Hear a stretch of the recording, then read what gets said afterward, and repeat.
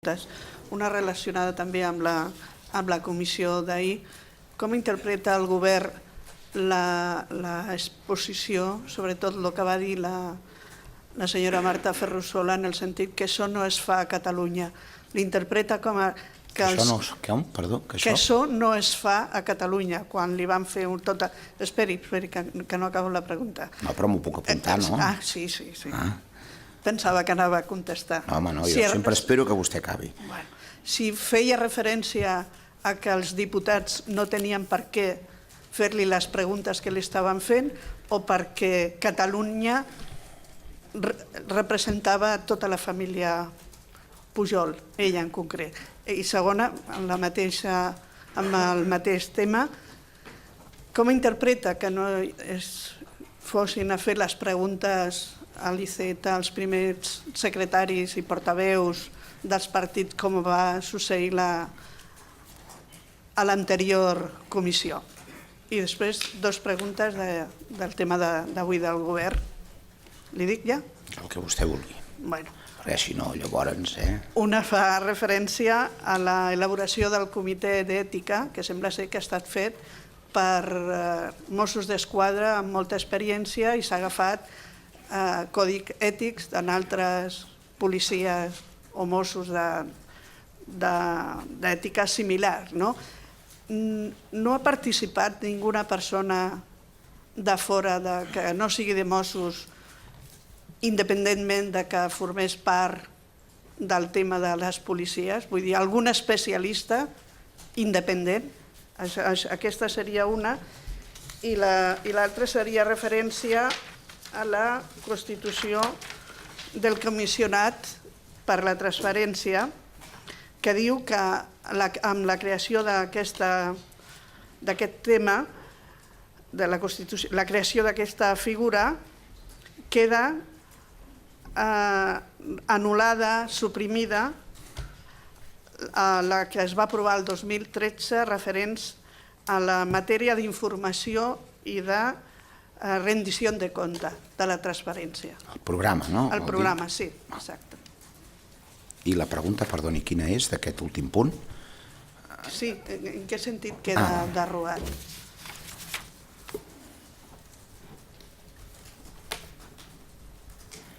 Molt bé, anant a les dues primeres, respecte al que deia la senyora Ferrusola i respecte a la presència o no de determinats portaveus en aquesta comissió, que en algunes circumstàncies hi són i en d'altres no.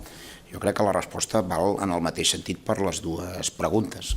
Jo crec que el govern en aquest terreny pot tenir el seu criteri, però crec que el criteri del govern és secundari, però ha de ser respectuós amb com s'expressa cadascú, per una banda, i respectuós amb cada grup parlamentari com decideix intervenir. Jo no... Vaja, em sembla que és com ens hem d'expressar, no? Jo no m'atreviria a fer un judici, crec, vaja, que de fet no em correspon, sí que em podria atrevir, però no em correspon com a portaveu del govern fer un judici sobre un cas i l'altre del que vostè em plantejava, jo és com ho veig. Respecte al codi d'ètic, el codi ètic i el comitè d'ètica, ara jo estic intentant rememorar, si no recordo malament, els vaig donar compte com a conseqüència d'un acord del govern, que no sé si era per l'articulació d'un decret o simplement d'un acord de govern, de la composició d'aquest comitè d'ètica, on hi ha representants dels agents de la policia, per una banda de Mossos d'Esquadra, com també representants de la policia local o de les policies locals. I, de fet, en el sentit del que vostè em preguntava, si havien participat persones externes als cossos policials, doncs la resposta és que sí. De fet, el senyor, que jo ara recordi de memòria, el senyor Francesc Torralba, el senyor Àngel Castiñeira, la senyora Esther Jiménez Salinas i la senyora Victòria Camps. En recordo com a mínim aquests quatre, que són persones que per la seva trajectòria acadèmica, bàsicament són persones vinculades a l'àmbit acadèmic, doncs tenen coneixement i capacitat per conduir un debat que jo vull posar en valor, i ho ha explicat molt bé avui en el govern el senyor Espadaler, el conseller Espadaler, que és tan important el poder disposar d'aquest codi d'ètic com particularment la manera com s'ha pogut fer, perquè aquí veníem d'una situació complexa de fa un temps enrere, que jo ara no jutjo ni vull qualificar perquè no es tracta en aquest sentit de passar comptes a res ni a ningú. Però sí que aquest tipus de plantejaments, que evidentment no són l'articulació d'una llei, sinó d'un compromís, d'una manera d'exercir el servei públic, doncs si la seva elaboració ha estat feta amb la participació i la implicació dels qui després se n'hauran de sentir responsables i compromesos, jo crec que això és molt positiu i això s'ha sapigut fer, i la prova és que veníem d'una colla de mesos treballant-hi molt per part d'aquestes 4 persones que li he nombrat, més representants dels cossos policials i de comandaments, sense les discussions que hi havia hagut en un altre moment.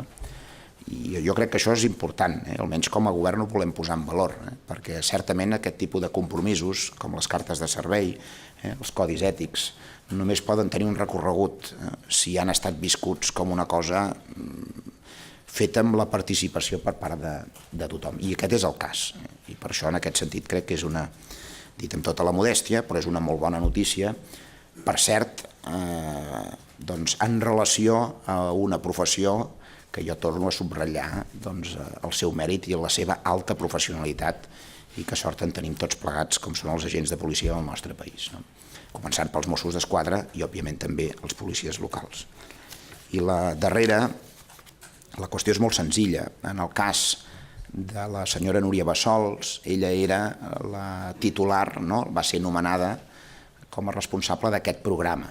El programa té, d'acord amb la pròpia normativa vigent, unes característiques molt vinculades amb un espai temporal i amb unes funcions molt concretes, que, òbviament, en el moment que es crea aquest comissionat, que és més estructural, diguem-ho així, tot i que sempre també té unes característiques temporals, ella passa de ser la titular d'aquest programa a ser la titular d'aquest comissionat, que té unes funcions més reforçades i diferents precisament a propòsit de l'existència de la llei de la transparència i de les conseqüències que té això per l'organització interna de la Generalitat de Catalunya, i això explica també, per cert, que ara agafi un protagonisme molt principal al Departament de Governació, que és d'on penja tota la qüestió de la funció pública, perquè ara ja no estem en la fase del disseny ni en la fase dels canals de transparència, perquè tot això ja ho hem fet, és feina feta,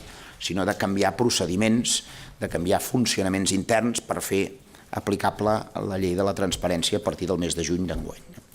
I aquesta és l'explicació, perquè també una mica el nostre propòsit era que tant pel cas del senyor Carles Viver Pissunyer com pel cas de la senyora Núria Bassols, nosaltres hem de reforçar actuacions que ja veníem fent, però sobre la base de no generar despesa nova, perquè és com concebíem i pensàvem que ho havíem de fer.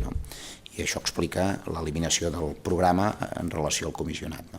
En el cas de l'institut ho hem fet diferent, ho hem fet simplement compatible, que és una altra opció que et dona el marc normatiu vigent, és a dir, el senyor Carles Viver Pissunyer continua sent el director de l'Institut d'Estudis Autonòmics i hem compatibilitzat aquesta funció per acord de govern, que és com formalment s'ha de fer, amb el càrrec de comissionat, i òbviament només cobrarà d'un, ja s'entén això, només faltaria. Què més? Conseller,